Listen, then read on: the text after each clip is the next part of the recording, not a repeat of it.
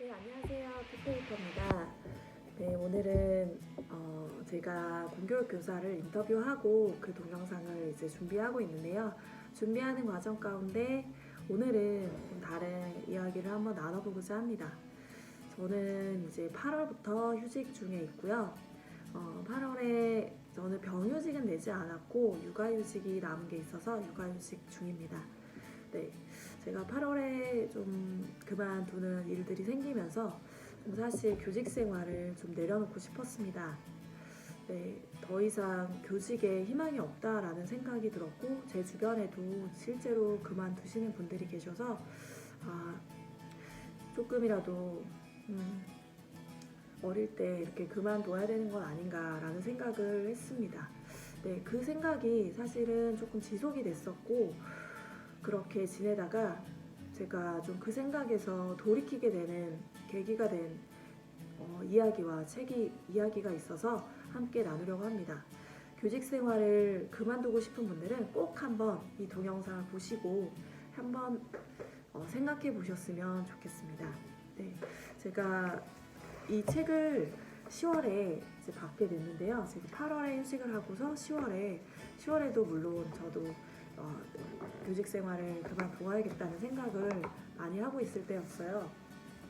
이 책에 나온 글을 읽다가 그 생각에서 조금씩 돌이키게 되는 계기가 되었습니다.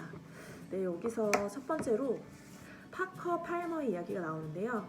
그의 책에 비통한 자를 위한 정치학이라는 책이 있나 봐요. 그 책에서 안정과 만족은 법과 제도가 아니라 친구로부터 획득된다고 했다. 이렇게 나옵니다. 제가 사실 학부모님과 문제가 생겼는데 그 학부모님이 알고 보니 학교 운영위원이라는 거를 나중에 알게 됐습니다. 근데 제가 학교 운영위원회라는 사실을 알기 전과 알고 난 후에 굉장히 저에게 느끼는 압박감이 커지더라고요. 그래서 제가 그런 부분에서 이제 법과 제도가 교사를 지켜주지 않으면 교사는 더 이상 이 일을 안전하게 해낼 수 없다라고 생각을 했는데 이 말을 들으니까 조금 머릿속이 약간 충격을 받은 느낌이었습니다. 안정과 만족은 법과 제도가 아니라 친구로부터 획득된다. 그러면 법과 제도가 바뀌지 않더라도 교사가 안전할 수 있다는 얘기인가? 동료 교사끼리 똘똘 뭉치면 해낼 수 있다는 말인가? 라는 생각을 하게 되었습니다. 네. 그리고 이제 여기 두 번째로 제가 생각하게 된 게 뉴욕의 택시 운전사 이야기가 나오거든요. 뉴욕의 택시 운전사는 굉장히 위험한 직업이라고 해요. 왜냐하면 택시 운전사 봉변을 당할 수 있기 때문에 굉장히 위험한 직업이라고 하는데 이 택시 운전사들이 그래서 어떻게 극복을 했냐, 이 두려움을 극복을 했느냐라고 했을 때 택시 안에서 총기 유대를 합법화하거나 방탄복, 방탄헬멧 착용을 법제하거나 이런 게 아니라는 거예요. 이 택시 운전사들은 대화를 통해 승객이 머리에 뿔을 달지 않고 있다는 것을 알게 된다고 해요. 바로 정말 이 작은 대화를 통해서죠. 그리고 이분들은 승객과의 대화가 자기 삶을 풍부하고 활력 있게 만들어준다는 것을 깨달았다고 합니다. 승객과의 대화는 다양한 삶을 간접적으로 경험하게 해주고 여러 통찰과 유쾌함을 제공해준다고 합니다. 맞아요. 저희 마치 학교에서 생각해보면 만나는 아이들과 선생님과 학부모가 내 삶에 좋은 영향을 주기도 하는 것처럼 말입니다. 불행한 일이 닥친다는 생각 때문에, 염려 때문에 매일 누릴 수 있는 이 기쁨을 포기하지 않기로 선택을 했다고 합니다. 이 택시 운전사들은 말이죠. 두려움에 맞서서 연결되고 풍요로운 삶을 살기로 스스로 선택을 한다고 합니다. 네, 이 뉴욕의 택시기사는 법으로 이 두려움을 극복한 게 아니라 대화로 극복을 했다고 합니다. 그리고 그 사회과학적인 연구에서 보면 전화나 문자 같은 도구보다도 이 얼굴을 마주하는 대면 대화가 훨씬 효과적이고 성공할 가능성을 높인다고 합니다. 갈등을 줄이고 협상 성공률을 높이고 문제를 해결하는 데 있어서 말이죠. 네, 약간 여기까지 제가 읽었을 때도 정말? 그러면은 이게 뭐지? 라는 생각도 많이 해봤습니다. 사실 제가 갈등이 있었던 부분은 전화로 인해 촉발된 갈등이었기 때문에 이게 이렇게 될 수도 있구나 라는 생각이 좀 들었습니다. 이 좋은 교사에서는 그래서 하루에 한 명 말 걸기를 선택한다고 합니다. 하루에 하루 한 명 말 걸기입니다. 네.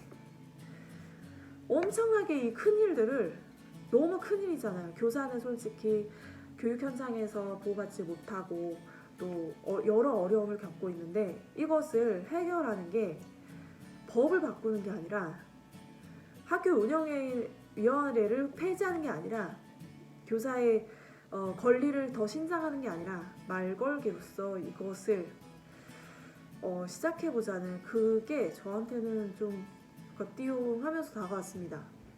근데 사실 그 독일의 베를린 장벽도 굉장히 작은 일로 사실은 통일까지 됐다라고 제가 들었거든요.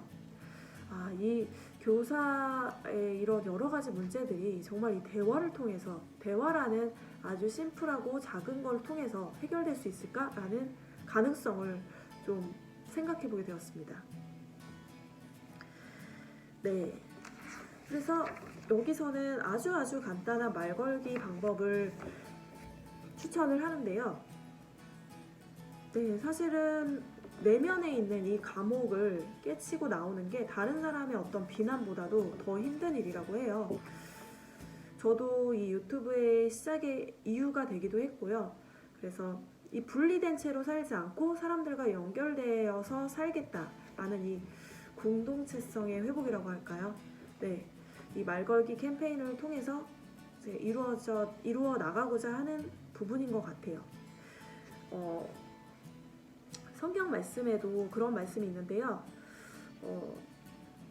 오늘 내가 말걸기를 선택한 학부모의 대화가 서로 환대의 시간이라면 그 평안이 그 자리에 임할 것이고, 그렇지 않고 환대로 연결되지 못한다고 할지라도 그 평안은 우리에게 돌아올 것이라는 말씀이 있습니다. 네, 말 걸어서 만약에 그게 정말 잘 되지 않았다고 하더라도 그 평안, 저의 만약에 마음의 동기가 정말 좋은 것이었다면 그 평안이 나에게로 돌아온다는 그 말씀을 생각하면서 결과는 내가 어떻게 할 수 없지만 시도는 내가 해보겠다라고 결심하는 캠페인이라고 합니다. 실제로 이런 사례를 통해서 조금씩 정말 큰 변화는 아니겠지만 그런 변화들이 있었다는 선생님의 이야기가 여기에 실려 있거든요. 네, 여기에 이제 오늘의 결론은요. 무고성 아동학대 신고에 언제든 노출될 수 있는 현실의 개선을 요구하면서도 동시에 그 두려움이 우리를 사로잡혀서 반의 학부모를 적대시하거나 벽을 쌓도록 나를 내버려 두지 않고 교육의 동반자로 여기는 일, 그리고 그렇게 했을 때 생기는 자연히 따라오는 긴장을 끌어안는 것, 입시 위주의 경쟁교육 사회임을 인정하면서도 이에 순응하지 않고 마치 입시 위주의 사회가 아닌 것처럼 교육의 본질을 추구하고 가르치는 일, 그리고 그로 인해서 거기서 발생하는 각종 학교와 학부모의 긴장을 끌어안는 것, 현장 체험학습 사고 시에 교사의 법적 안전이 완벽하게 확보되지 않아 교육 공동체의 안전 대책을 요구하면서도 동시에 이에 위축되지 않고 아이들과 함께 현장 체험학습 계획을 세우고 의미 있는 현장학습을 만들며 그 속에서의 발생하는 긴장과 불안을 견디는 일, 그 갈등과 긴장을 끌어안고 역설을 견디며 오늘을 사는 일은 파업보다, 의원 면직보다 훨씬 어렵고 본질적인 일이다. 맞는 것 같습니다. 네, 파업하고 의원 면직하는 것보다 더 어렵고 본질적인 일을 함께 해나가지 않으시겠어요? 숲을 떠나는 건, 이 벌새 이야기에 이런 이야기가 나온대요. 벌새 이야기에 학교가 이제 불에 타서 언제 타 죽는 동물이 내가 될지도 모른다고 서로가 서로에게 공포를 전이할 때 숲을 떠나는 건 지능순이라며 우리도 할 수만 있으면 빨리 도망가자며 숲을 떠날 때 입에 대화라는 물방울 하나 달고 다시 학교를 향해 달려가는 사람, 적어도 이 숲을 버리지 않고 나는 그저 나의 일을 하겠노라고 다시 상처 입은 날개를 추스르고 날갯짓하는 것, 그것이 진정한 의미의 교사 회복의 길이라고 확신한다. 이렇게 써 있습니다. 네, 대화는 정말 작은 물방울이죠. 네, 그거 입에 물고 그저 내가 할 수 있는 일을 하는 교사, 학생, 학부모. 네, 아주 작은 일인데요. 저도 이 글을 읽고서 다시 한번 해보겠노라고 다시 한번 그 불타는 숲으로 대화라는 물방울 가지고 가보겠다고 생각해봤습니다. 네, 교직생활 그만두고 싶은 분들 저와 함께 다시 한번 가봅시다. 한번 같이 해보도록 해요. 감사합니다.